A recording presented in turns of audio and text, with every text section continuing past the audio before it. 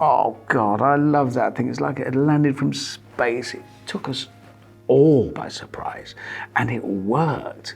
Hello, Hammond here. Now, there have been some recurring questions appearing regularly in the comments alongside our videos, and I thought I'd nip them in the bud now and just answer them for you here whilst I have 5 minutes to do so. Here they are. First of all, what cars do you regret selling? Oh, that's a terrible question to ask. Many, many cars. Very quickly, I regret selling a Ferrari 550 Maranello. And I'm not flat broke, I had a Ferrari, but I had no income to cover it. So I had no choice, it had to go.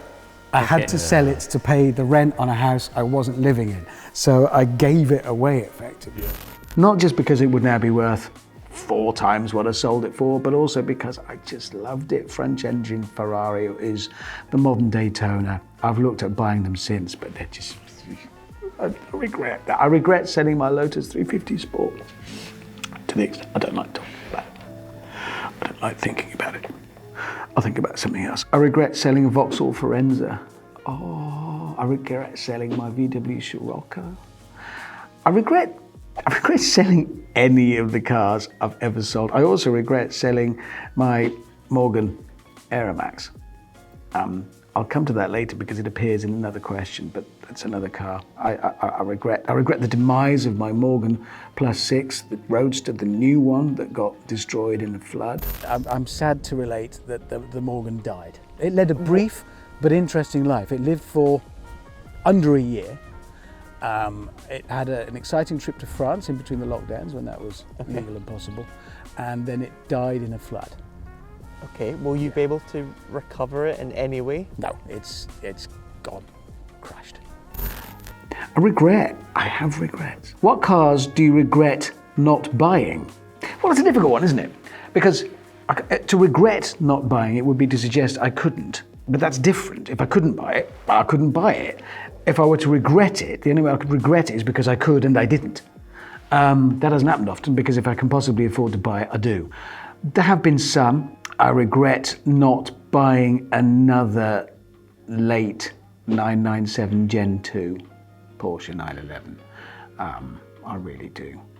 I also regret selling my 991 GT3 RS. I sold that as well. That's for the question before. But I regret not buying I regret not buying one of the run-out editions of the Discovery 4. I would have liked one of those. Maybe the Alpine. Maybe I regret that. I wish I could buy them all.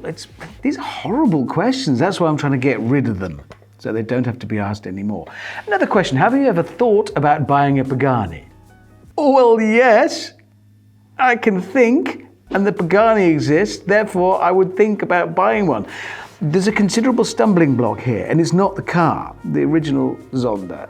Oh God, I love that thing. It's like it had landed from space. It took us all by surprise, and it worked. Mercedes engine, the thing functioned. Horacio Pagani is just one of my heroes. I love what he did, setting up right in the teeth of the big Italian supercar makers. Yeah, I'm going to do it here because I can, and he did, and they're brilliant.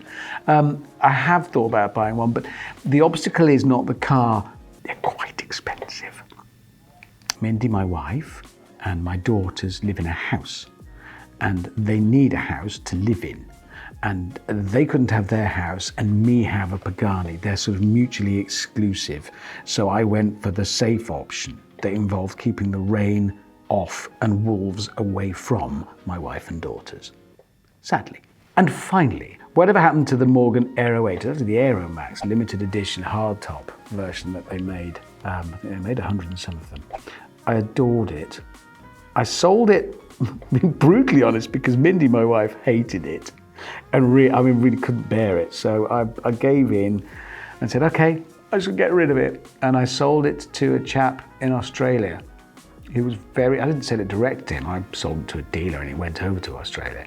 And he was very, very pleased with it. And I did correspond with him a few times. But I learned recently that he has obtained permission for, and you need to do that, and promised to be buried in it when he dies. Not until he dies, obviously that'd be stupid.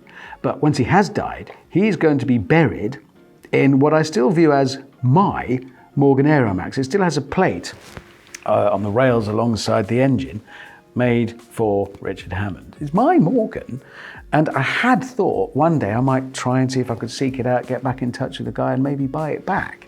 Obviously, I won't want to buy it back because it'll have his corpse in it, which one of the nicer things about the car was the interior, but a mouldering Australian is not going to render it any nicer, is it? So sadly, that is one car that is very, very much and forever out of my life. Those then are some of the key questions that have come in repeatedly, and I've decided to address them here for you. If you have further questions, different questions, do please comment below, or at any time we'll collect them up. And perhaps when some questions have come in more than once, I'll set about answering them for you. See you soon.